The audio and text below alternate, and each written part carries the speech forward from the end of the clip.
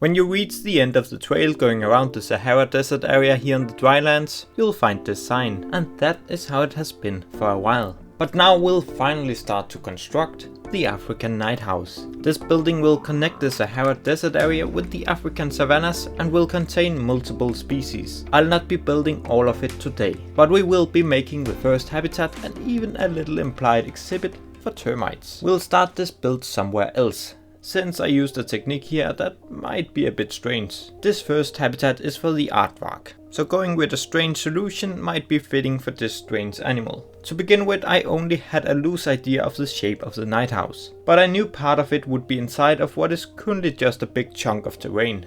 Therefore I decided to build this habitat on some empty space back in the park, to then be able to save it as a blueprint so I could play a bit around with the exact location for it later on and then kind of shape the start of the Nighthouse around it. For the most part this worked out alright, but some of the detailing got a little messed up and I regret not doing these parts of the build after the movement. We'll return to that later. Now I've just been building up the shape of the enclosure with wall pieces. In my experience, exhibit designs in nighthouses tend to be to the simple side and the enclosures often aren't very big. Therefore the habitats I do for this building are also not going to be very complicated. Although making stuff look believable for a nighthouse is quite a challenge to begin with. This little square box here is going to be a little nesting area for the Aardvarks where guests can look into. Now you'll see me putting up one of these termite mounts, and this is an enrichment piece that got so much unused potential. It was originally made for the anteaters, and it's just a crime that the Aardvark never got to be able to use this one. People have been asking for this ever since we first got it in the game, and that was all the way back in the South America pack. But still it's not usable for the Aardvarks, but I'm gonna put it in here anyway since it looks good and it would tie in nicely with the termite implied exhibit I do later on in the video.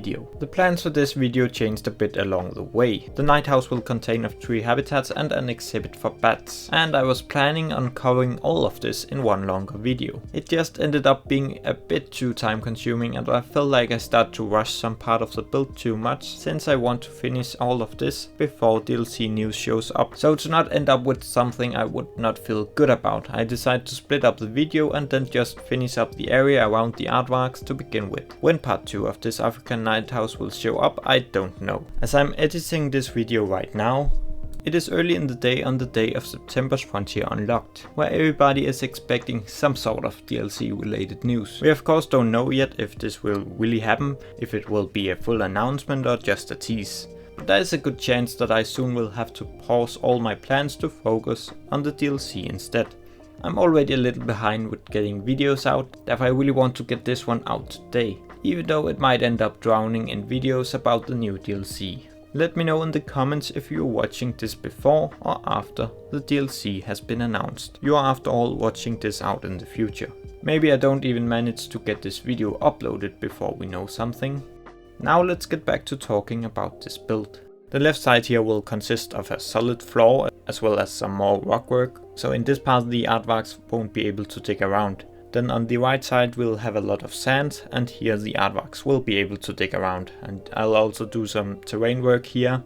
But all of this I kind of had to do over again when I moved this back in, since the blueprint did mess up all of the terrain here. I should have known this would happen, but I just kind of forgot about it while I was busy building here. Aardvarks are good at destroying stuff, so you can't really have a lot of small fine details in an enclosure for them. So what you often see are like bigger pieces of wood and larger rocks and stuff like that, because they at least can't destroy these overnight, though tree trunks like these would have to be changed over time, since Aardvarks would likely end up destroying them completely at some point. So down here in the front I'm making what will look like a piece of floor that the Aardvarks have been digging down to, so it will appear like all the sand have been moved around in here, and then you can see this part of the enclosure's floor. Just a way to make this appear a bit more alive. These decal pieces I especially regret I did put in already. They always have to align perfectly with the terrain, and since it got messed up after the movement, the position of all of them had to be adjusted again.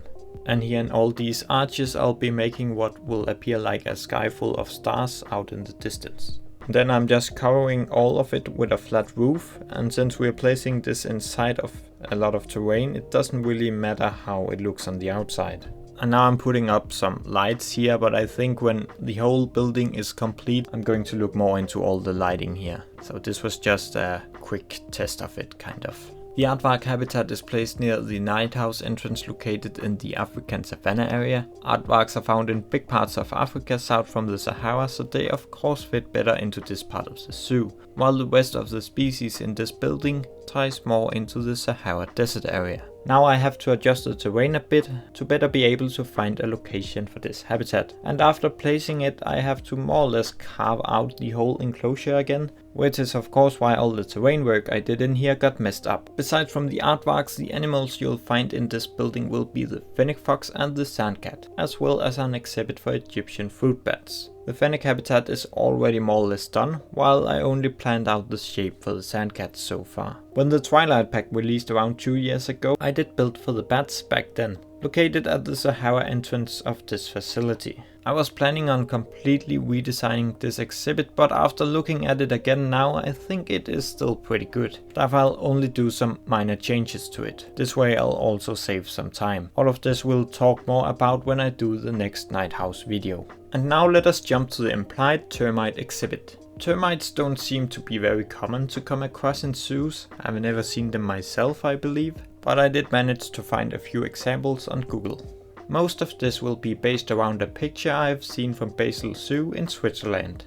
Termites are active both day and night, so this enclosure can be lighted up a bit more. It's not really a true nocturnal experience. I just think they would fit in here since they are an important source of food for aardvarks. To make this I of course used the termite mound enrichment piece, but I built a bit on top of it, just to give it a personal touch. What I first realized after I had finished this exhibit is that Basil's termite display is not completely behind glass. In fact, it is open in the top and instead got a small moat with water around the termite mound. For now I'll keep my display behind glass, but maybe I'll see if I can come up with a good solution for creating the water around it instead, before we finish up the Nighthouse. Before I can call this part of the Nighthouse completely done, I still have to fix up this guest area in front here. I have already been working a bit on it, as you'll see in a moment, but it might still need a bit of work. But all this I think I'll look into more when the whole Nighthouse is complete, so I can find a fitting style for all of it. And I also need to put up some educational signs and so on, and play even more around with the lighting. So we'll not have very long cinematic shots in the end here, we'll just take a quick look at it and then we'll see all of it when it's completely done together with the rest of the Nighthouse. Thank you for stopping by today, and make sure to subscribe to the channel if you want to see how I continue this African Nighthouse.